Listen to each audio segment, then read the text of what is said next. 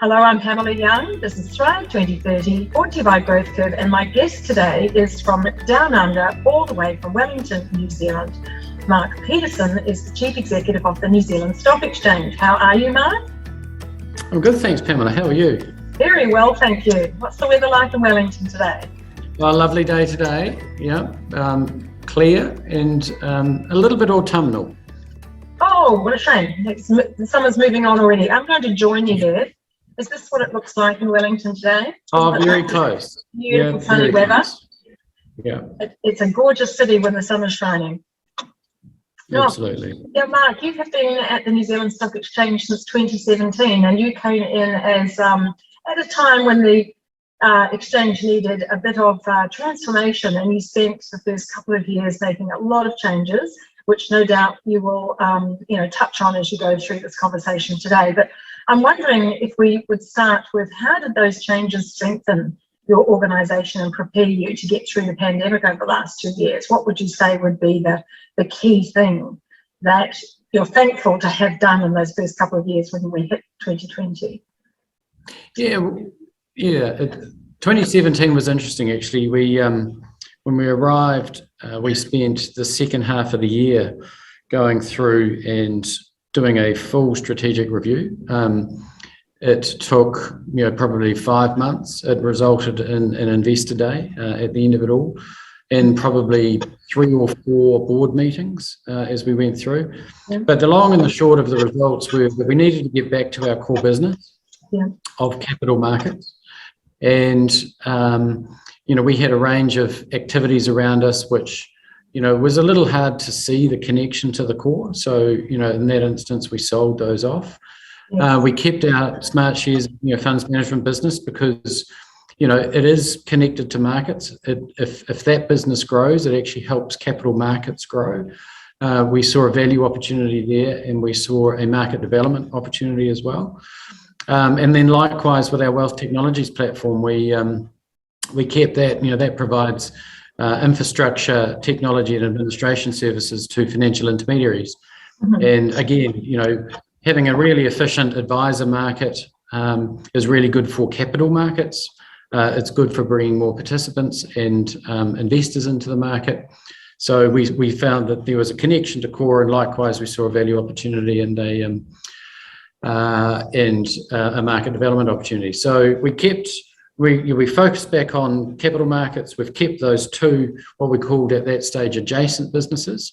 Mm-hmm. And then we really went about sort of growing, or in many cases, taking away the barriers to growth that seemed to be there. And they were a mixture of things, from regulatory settings to pricing, to the way we ran our business, the connection with our customers that we had, the way we saw offering value to clients. We felt we had to reinvigorate ourselves there. We also had to get a lot more hungry for listing new product, equity, fixed income and funds. What does getting hungry look like in your world? It's not rocket science. It's we needed to get close to our existing clients, understand what they were looking for from the exchange, and we needed to get the team focused on prospecting effectively, and working really hard with companies that do have a plan to list, and then obviously making sure they've got the right advisor firms around them when they go through that process. Mm-hmm. And making sure that our story is really well understood. So a lot of it came down to communications, and a lot of it resulted in making sure that companies were listable. They had the right attributes, if you like. They had a good growth story, they had good management, they had good track record. They got the audited financial accounts, the risk management practices, all of that stuff that you expect if you're listed. Yeah. Because some of that, companies were at different stages. So the origination team speaks to a lot of prospects at different stages. Some are closer to being listable than others. Mm-hmm. But I guess when we went through that 2017 strategy reset, we didn't really have a lot of that activity going on at the exchange at all. So we really had to build it. So we wanted to increase the number of products. We wanted to increase the number of participants. We wanted to grow liquidity. We wanted more people connected to our data products. So when you stand back from all of that, we needed to be much more outward. I needed more of our team to be facing out and talking to clients. We needed to be more efficient operationally. And we needed to, really develop our technology platforms into a much more robust and scalable, platform. So, there was a lot of work to do there. It probably took us through, we started on some of these things in 2017, definitely through 2018. 2019, we were starting to see some of the benefits of that. And then obviously, having achieved a lot of progress by the time we got to the end of 2019 and then on to COVID, that certainly helped, because COVID in many cases gave us quite a big tailwind. Certainly volatility in the markets, drove a lot of trading, an awful lot of trading. But it also probably meant that companies realised that having access to capital, when the market changes, when you get a lot of volatility, and in many cases, some companies' P&Ls actually were impacted, really quite quickly and quite heavily. They actually had the ability to come to market and raise capital. And through that period, I think it was really crystallised the benefits of having that access.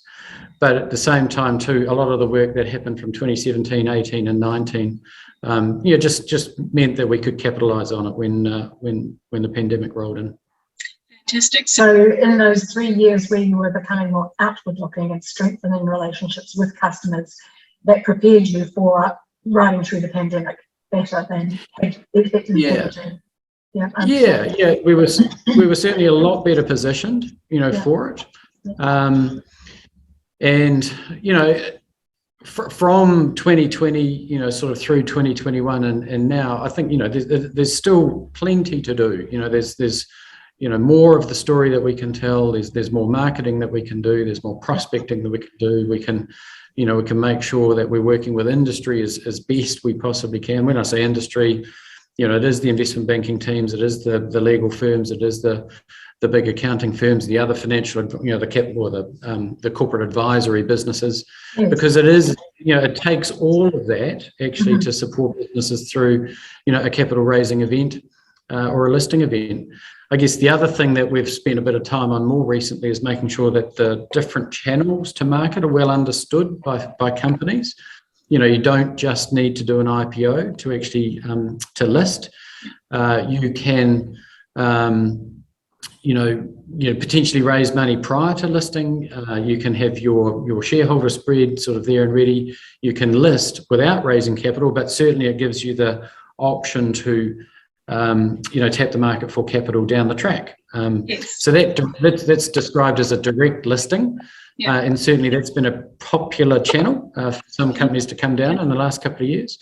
And then I guess the other thing that we've been doing is making sure that if companies want to jointly list on ourselves and say the ASX, for example, there are other markets as well where we have the foreign exempt rules in place. But if you want to jointly list on two exchanges, we make that as efficient as possible. And that also has been a channel that some companies have been looking to pursue. Now, your purpose is to grow markets, to assist organisations to generate wealth, which ultimately generates or pushes up the GDP of the nation. Can you tell me what your core strategies are to support businesses to grow? Yeah, well, certainly running a market where you've got capital consumers, in other words, companies, if you like, that they're going to put that capital to good use, and you connect those companies or those opportunities with capital providers, and that could be, local fund managers, it could be international investors, it could be, the retail public, who are investing either through their own efforts or through through their advisor groups.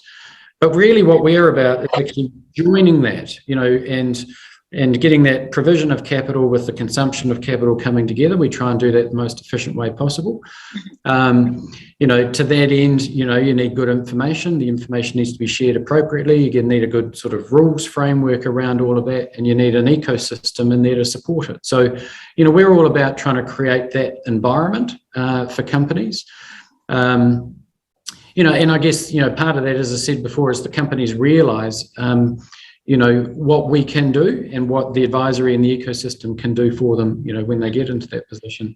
But it's really important, the public markets, that, and COVID's been a great sort of case in point that when you need to come to market and you've been, true to your investors, you've delivered on your promises, they've got trust in that relationship, that they will support you, either through some tough times or through some times where there is opportunity.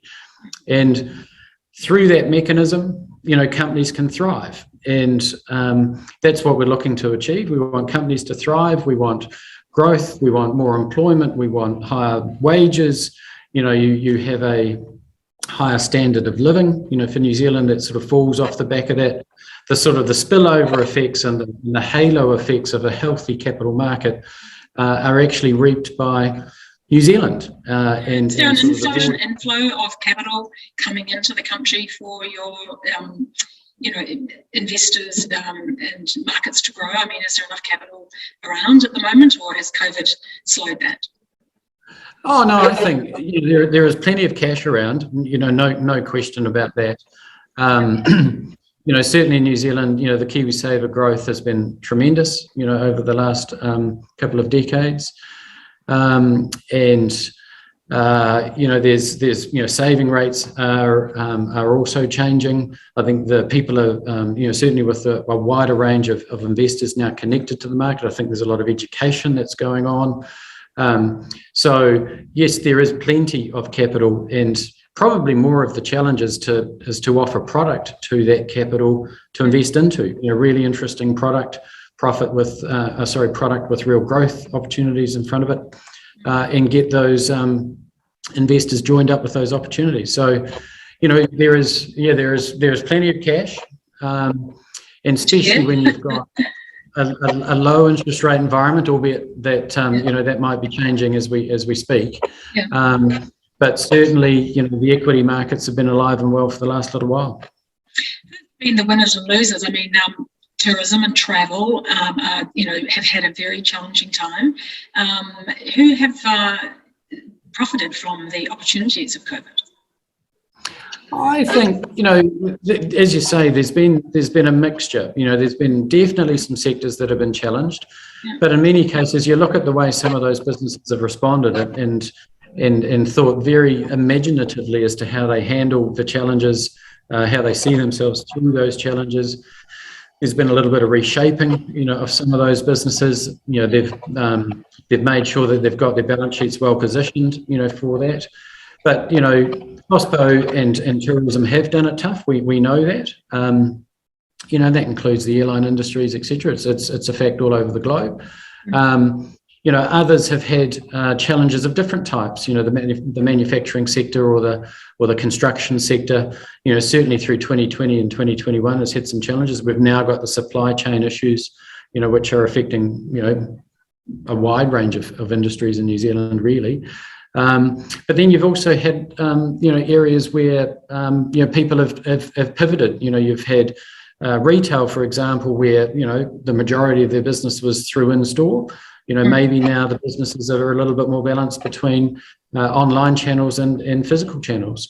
So, I think everybody's had to deal with COVID in different ways. We've all had to deal with the issue of running a business, more remotely. And now we're having to deal with the issue of running a business as people, fall ill, and Yes. And absenteeism is actually, a problem. So, but I think what you're seeing across New Zealand is a little bit of resilience and a little bit of agility, and there's always a way through. Yeah. Have you seen any amazing innovations that have come out of the more nimble, earlier startup stage companies through this process? I guess my observations are more from the point of view of the companies that are on the market at the moment, and all of them have done sort of interesting things. But certainly a common theme across all of them is just the ability to use tech better. It's more prevalent. We now connect to our clients, we connect to our investors, we connect to our prospects. in a far different way than we did before. And as I said, there are a number of folk that are now using online channels to sell product, and that's a much bigger part of their channel strategy. Yes, the digital development has been rapidly ratcheted up through the last 2 years. Everyone has invested much more heavily because of the need to connect with people remotely. And, they have reported through these interviews over the last 9 months that they've done 5 years of developments in 5 months and spent a lot of time making haste, whereas before they were, testing everything and mitigating risk and so forth. Have you, what would you say about New Zealand businesses' ability to have adapted quickly to digitising things, and how far have they gone, and have there been any disasters because of the rapid pace, or are people doing that rapid development very well? Yeah, I haven't noted, too many rapid disasters, but certainly, who would have thought that you could run businesses out of people's living rooms, through 2020, we might have had here less than 10 people in the office at the end of the day. And the reality is we don't need really anybody in the office to run the exchange. You don't need to go back too many years to think that would have been an impossibility. Yes, absolutely. Let alone an actual fact. And I think there are lots of examples of businesses like that. On one hand, you've got the technology to connect staff, if you like, into a business. On another hand, you've got the technology to run the business and connect your customers and sell product, if you like, through it. And then there are a range of other businesses that just can't do that. If you're building a building, or you're processing milk, you need to be in the factory, and they've got different challenges. Yes. As a chief executive of a very substantial business, what was your personal experience?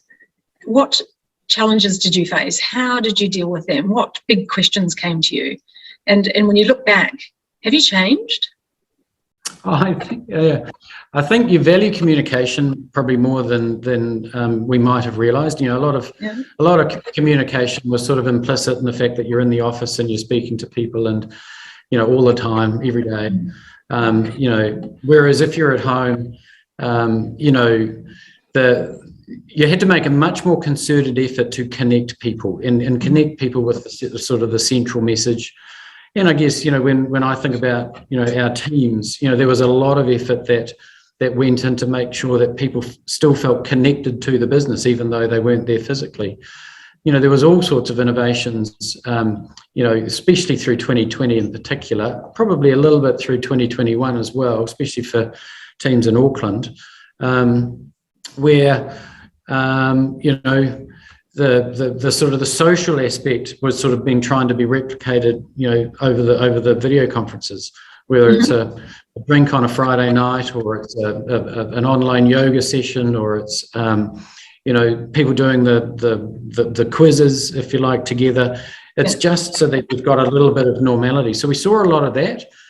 From my point of view, I probably ramped up my communication to everybody more than I might have, or more than I used to. Yes, so I was talking to our entire workforce every week on a Friday, just for half an hour. But that was to make sure people felt included, they felt connected to the message. There was a lot of change going on, through that period, so we needed to keep people informed. And I guess to some extent that's carried on in a way. We've got more people back in the office now, but nevertheless, that sort of constant level of communication is probably something that is surviving, and not just for me, but also for other senior leaders as well. Yes. And what do you think have been the big lessons for leaders from this global catastrophe? What will they be thinking about doing differently going forward? Well, I think that certainly, the communications one, as we've spoken before, is definitely at the heart of it all, because that spirit that you have in an office, especially when you've got rhythm into what you do and you've got some momentum and and you are focused on an outcome and you achieve an outcome and you move on to the next one, it's quite hard to replicate. So, online. So I think there's definitely lessons there, on that sort of stuff. What are the other big things? Well, we've had a lot to juggle, haven't we? We have had to deal with, sending people home, communicating with customers, providing online services, digitise everything quickly without it falling over. And then last year we had to think about, attending the COP conference and make sure that we had a really good contribution there. At the same time, of course, always growth is at the forefront of every chief executive's mind and every investor's mind. So while you're trying to drive growth, you're also trying to manage massive change in the organisation. And achieve results in a time when it's unprecedentedly difficult because we're all working at home. So I'm just wondering, does that make us behave differently going forward as leaders? Yeah, I think it does. The fundamentals of business are still there, as you say. So, and you still got to deliver on all of that. The one thing that isn't probably obvious, especially when you're disconnected through that process, is it's the welfare of your people, and it's very hard to know how they're feeling sometimes when you're not with them. Yes, and yeah, definitely. Individual circumstances are different. Whether you've got grads fresh out of university or folk with young families. Or you've got school-age children who are trying to be homeschooled and mum and dad are at home, or you've got those that have got slightly more mature families. Everybody's got a different issue, and that becomes almost invisible. So I think, notwithstanding everything that you said around the growth objectives and the drive and the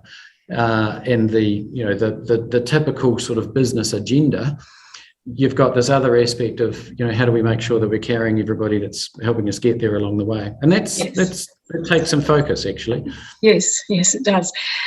What have you seen boards doing differently that suggests they've had a wake-up call? I can really only speak to our board. A lot of board meetings these days are not physical, physical board meetings. They are virtual. We might have had a handful of meetings, less than a handful of meetings, where we've had, some of the directors, in a room together.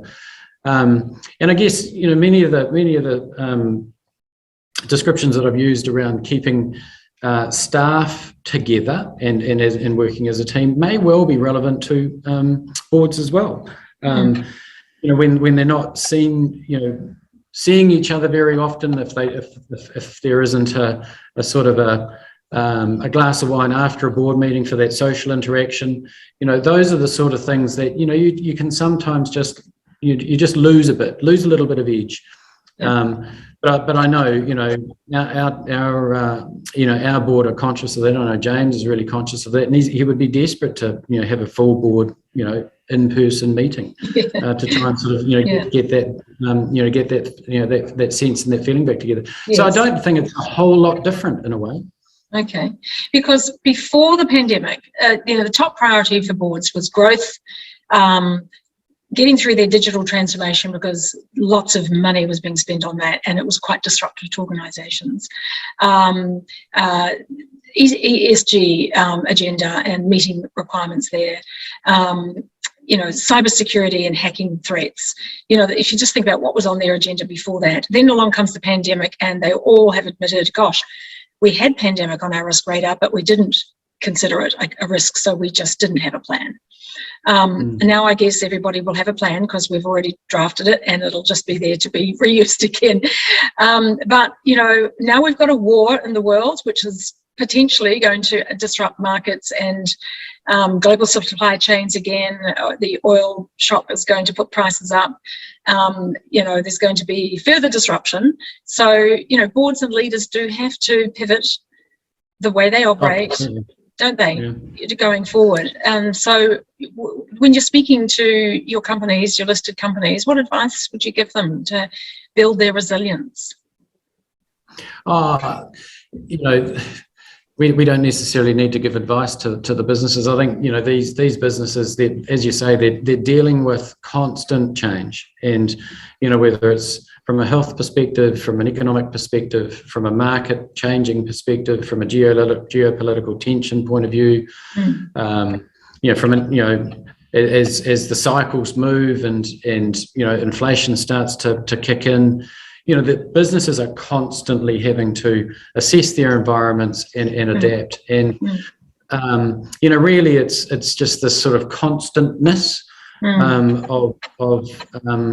of assessment, and then over the top of that, you've got sort of the regulatory requirements, and and quite a lot of that is changing as well. So I think I would imagine most boards, and we're no different. We're just constantly looking at those environments, thinking about how does that impact our business, thinking about do we have levers to pull in response, are there opportunities to capitalize on, and I'd imagine we're no different to most at the end of the day. Sometimes those are really positive aspects. In other words, they're going to lead to really positive outcomes for the business. Sometimes they're more of a risk, they're more risk of a risk nature, and it is mitigating some of those threats that the environment starts to create. And as you mentioned, the more technology we use, the more exposure you have to some of the challenges like cyber threats, etc. Through that. So you just got to be super aware of these things. New Zealand is just opening its borders this week and allowing people to come home without entering MIQ and so forth. This is an opportunity. Up until recently, I understand there's been a massive skills shortage, but there's also rising unemployment. So what do you predict is going to happen in the next 3 to 6 months? Yeah, I think certainly we've got a very, very tight labour market here at the moment, and I'd imagine a lot of businesses will welcome skills into New Zealand. I think everybody will see that as welcome relief if that actually occurs. Yeah. On the flip side too, as we start to move through the COVID cycle, we may well see a whole lot of young talented folk who have come out of uni, might have worked locally, for the first couple of years, start to think about heading offshore, and in many cases that can be quite disruptive for a business. So on one hand, there's a potential positive for skills coming home. On another hand, there's a potential threat for the fact that we might lose some of our best and brightest of the younger group. Yes, and of course those sectors that have been compromised by the closed borders, like tourism, travel, and education. Of course, you haven't been able to have foreign students and so forth. Those industries will start to see a swelling of the purse spending with new people in the country, won't it? So that's got to be a good thing. I'm just wondering. Yeah, I'm just wondering about the Kiwi culture, the Kiwi business culture. The number 8 wire is, something that Kiwis pride themselves on, which is their ability to use a piece of number 8 wire to fix anything. So the concept is that Kiwis can survive adversity, and they can take out their number 8 wire out of their back pocket and fix the situation. Do you think that Kiwi culture aids or inhibits in any way growth opportunities for the nation?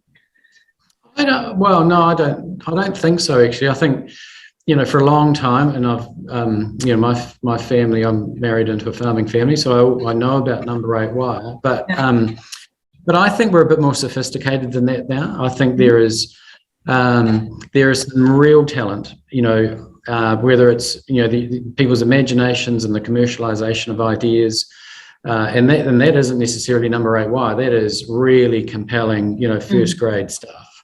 And I think we're starting to get better and better at commercializing this and then sort of taking it to the world.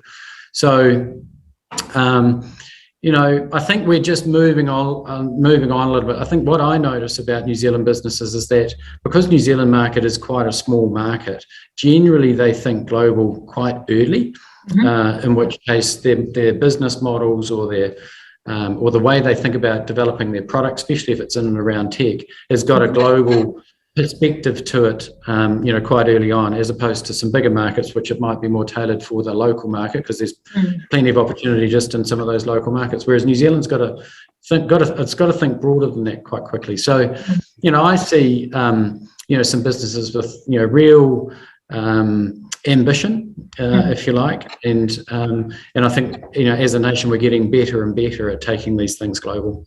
I have earlier last year interviewed PushPay, which I thought was an amazing New Zealand company that has done amazingly well in the US market, and the other one was Pacific Edge, both listed in New Zealand, both with quite fancy innovations, and both done extremely well in the US market. So, you know, there's a couple of examples, isn't there? Absolutely, yeah. Yeah. As we think about, you know, thriving to 2030, you know, what do you think are some of the things that are going to enable us to build strength in the New Zealand economy? As you said, it's a small market, so people think about going offshore quite quickly. They still, a lot of them go to traditional markets, English-speaking markets like the US or the UK or Europe, and yet there's lots of opportunity around the Asia Pacific basin or region. Do you see that we're going to take advantage of that in the future? I think so. You know, you look at some of these businesses, you know, they have, you know, they see Asia as an enormous opportunity, you know, especially for agriculture, I would have thought.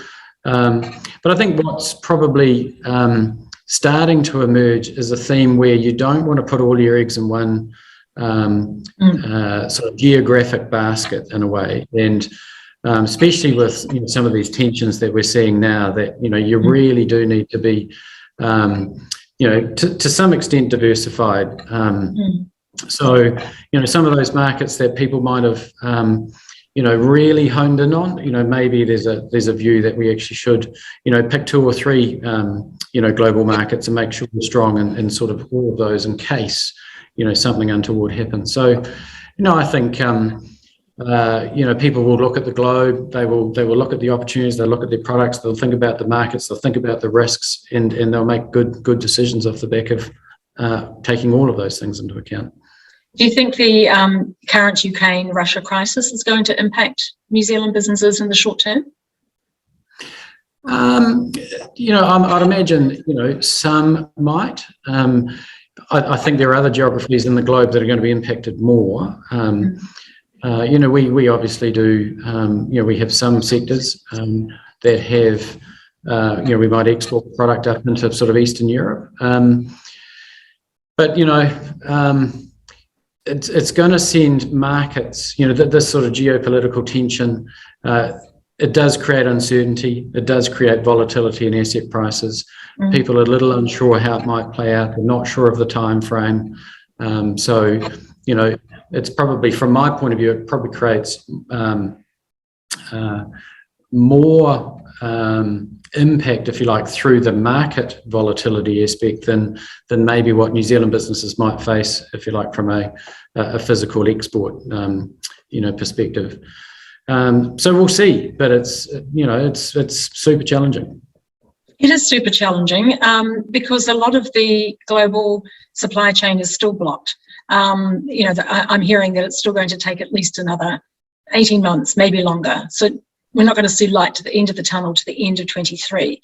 And so, you know, people are having difficulties getting components to build their products, let alone ship them to the other side of the world for distribution. So, you know, these global challenges are still ahead of us, aren't they? So what it tends to do, some people have said to me that they're going to use local suppliers, shorten their supply chain, you know, buy locally so they don't have to worry about A, locked borders, or B, the supply chain, or C, the war.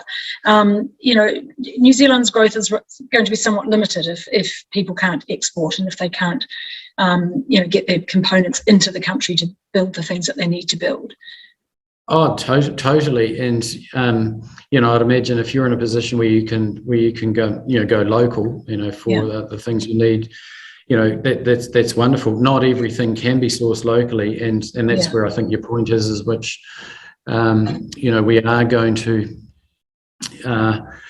you know, be subject to these supply chain issues. I think the thing is when the borders, you know, open, the planes can start to fly in, the ships, you know, can come down here with sort of more confidence that that not only will goods come into the country, but goods will come out of the country.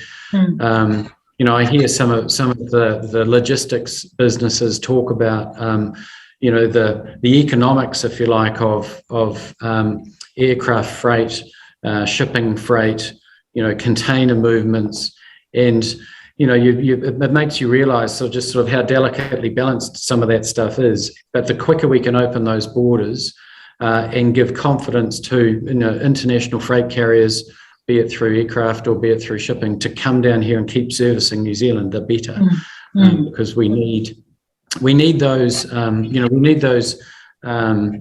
those lines, if you like, whether it's the shipping lines or the aircraft carriers, to be absolutely confident that they're going to make a return when they drop into New Zealand.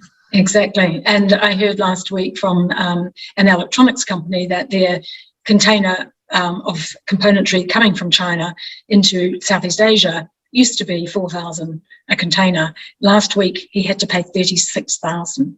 Goodness me. Yeah. So, and so you add that container price on top of the oil price, on top of everything else. It looks like we're going to be entering an inflationary phase, I think. Yeah, well, I think that's it's already here. And you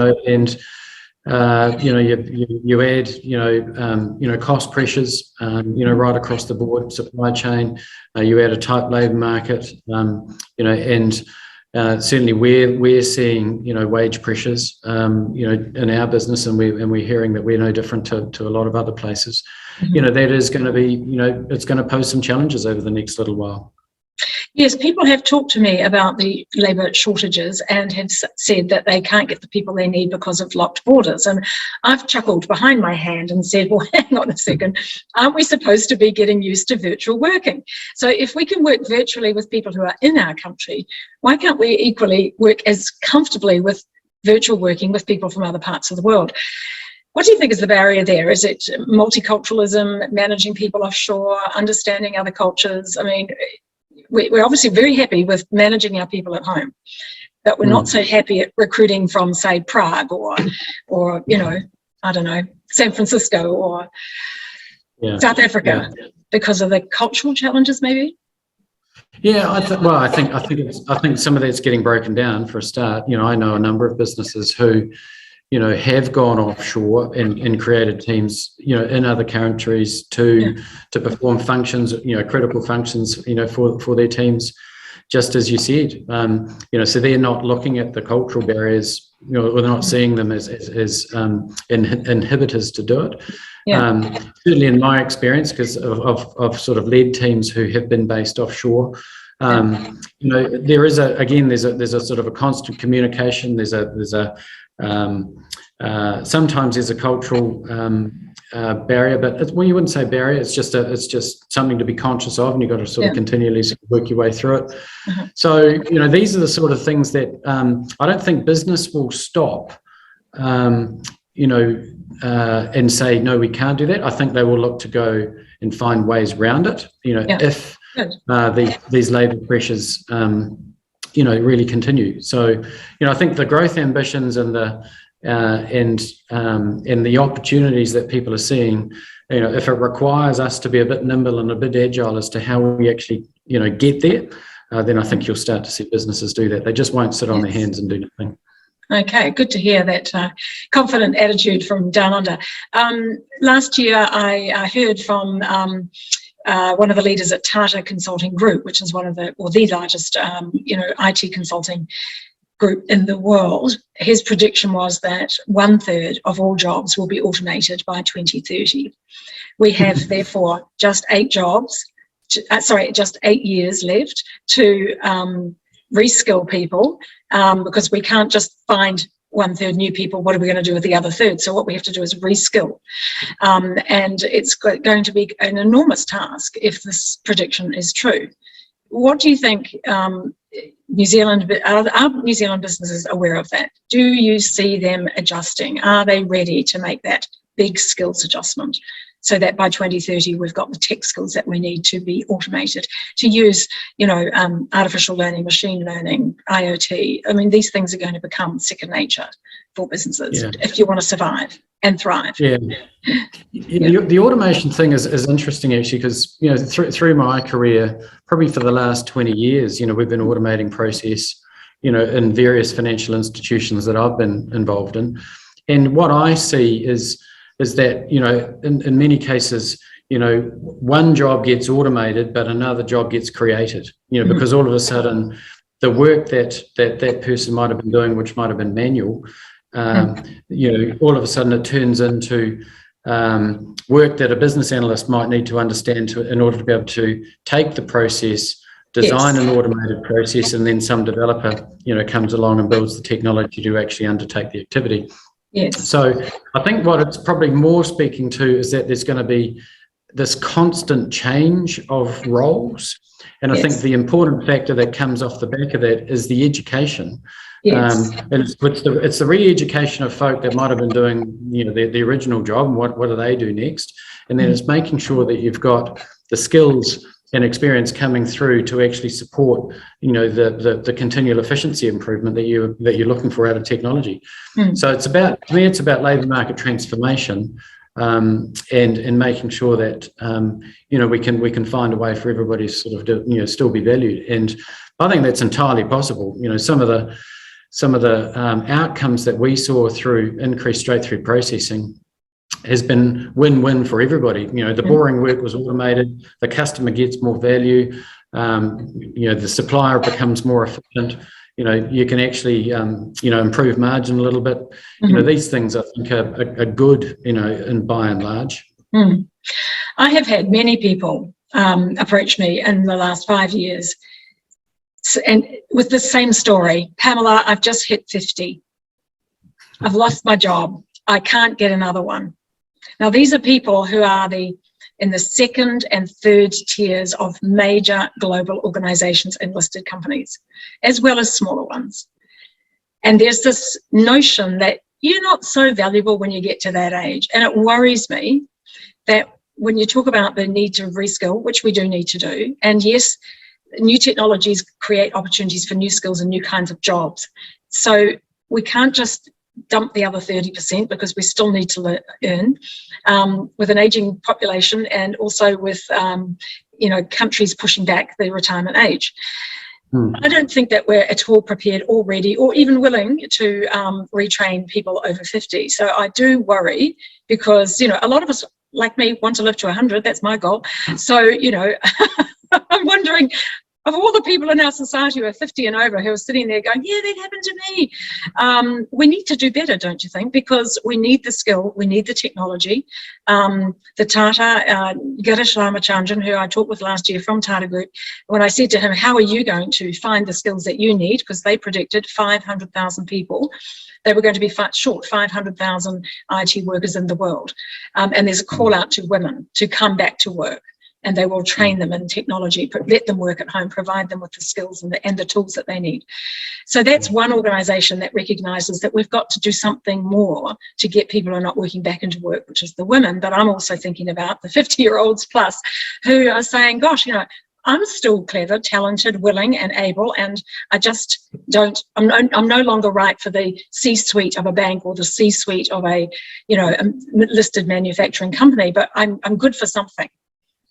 Yeah. Do you have a thought about whether the New Zealand market is ready and willing to, do something about this so that you can use the talent and the resources that you have in the nation? I take hopefully a fairly balanced view to this sort of things. We all talk about diversity, and I guess in many cases people's minds jump to gender diversity in the first instance. But in many cases, having a more experienced person around the table, along with some younger folk around the table, along with some people who've had international experience, local experience, come from different ethnic backgrounds, mixture of men and women. That's when you get good outcomes. And if people can't recognise, some older folk that have been through had a few bruises along the way, that have seen a bit, that they aren't going to add value, around a table, whether it's a senior table or a senior leadership table or a board table or a project table, shall we say, then I think we've got a real problem. Because I look at some of those folk who, some younger people would learn an enormous amount, if they were sitting there next to some more experienced people. So I've I don't know whether I've got I'm isolated in my views, but I would, just because somebody's a little bit older, I wouldn't be precluding them from being part of a team at all. I think we just need a mechanism. We need a system. The law firms have a lockstep to parity, so they bring people up to partnership, then they stay at partnership for, say, 15 years, and then they bring them back down to retirement. And on that journey back down to retirement, they are put into different roles and they are paid a different fee, and they recognise that they now have a different contribution to be made. And I think there's something valuable to learn from that. Yeah, no, I agree with you. And the question then is, for other firms, how do they achieve the same sort of outcomes? At the end of the day, they might have different, sort of structures to them, but certainly, the idea of having experience around the table, I would have thought is a good thing. Yeah. The last topic I'd like to touch on is climate change and sustainability and our worldwide need for people to push forward. Most people that I talk with say that we're just not doing enough. And we're paying lip service to it. We're tinkering at the edges because it's a bit hard. I'm just wondering, to what extent do you think leaders of New Zealand businesses recognise that there's a growth opportunity here? There is, if you do things green, if you invest in the right technology, if you are, being sustainable in the choices that you make, the world is going to follow you and your market's going to get bigger, because there is a trend now for people to want to buy sustainable products, green products, low carbon emissions products. Do you think that New Zealand businesses are doing enough to take advantage of this growth opportunity? Because if they get behind that, they will find bigger markets. Yeah, my view is that the vast majority of New Zealand business recognises the opportunity. The vast majority of New Zealand business is probably doing something. And certainly I wouldn't have thought there'd be too many folk out there who have got a mindset that the environment isn't important, or that we need to be doing, we need to be doing more. I think everybody would think that we should be doing more. And I think people are really just trying to work out at the moment, some are ahead of others. We're seeing quite a lot of growth in our green bond or our sustainable finance market. So the funding mechanisms for certified green or sustainable product is very much alive and well. But I think for that to sort of embed further for business cases, and opportunities to change the way things are done, I think we're on the cusp of seeing quite a lot in that area. So I think the minds are there. It probably just is in the stages of actually being finding itself into business cases in many ways. A lot of great ideas when you think about the work, the ag research that's going on, to reduce emissions. When you think about, I think it was Fonterra was out the other day with a trial of a milk tanker that is fully electric. We know that the renewable energy companies, are alive and well in wind and geothermal and various other sort of long sustainable sort of products. It's happening, but I think we're at the start of that sort of momentum build around it. Do you see, when you say it's happening, New Zealand listed companies need to report on ESG and sustainability measures? Yeah, certainly there is more and more of that. From a listing rule perspective, it's not compulsory. There's certainly guidance around best practice, and ESG is absolutely in that. At the same time too, the capital providers, the investors, they're demanding more and more understanding of people's position on ESG. And internationally, that's been there for a little while longer as well. So there's a sort of a push and a pull. You've got the pull for listed entities from the investors. You've got the push, if you like, coming from internally, and you can just feel and see that we're on the cusp of a lot more. Fantastic, excellent. Hey, listen, it's been very wonderful to have this opportunity to get your opinions about the New Zealand market. Before I let you go, I have the last question that I put to everyone is the same, and it is this.